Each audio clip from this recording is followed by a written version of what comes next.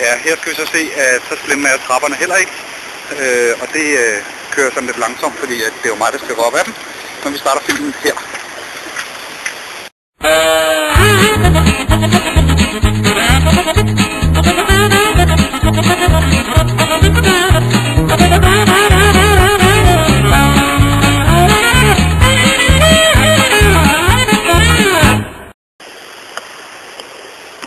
Det var så den værste del.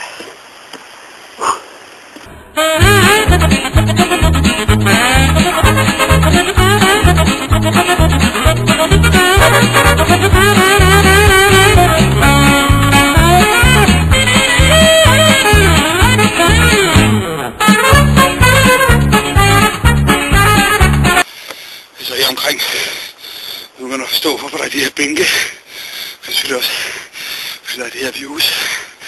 Det er altså ikke stejlt på nogen måde.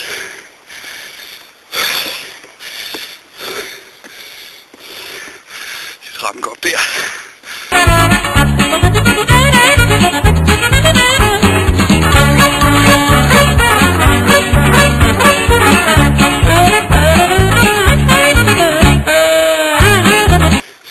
Igen noget af det stejligste i forhold til at kigge ud over.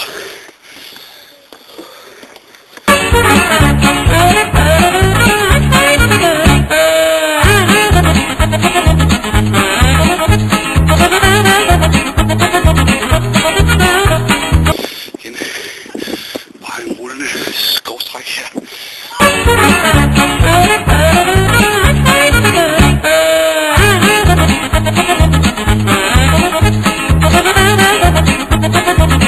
Til slutningen lige deroppe.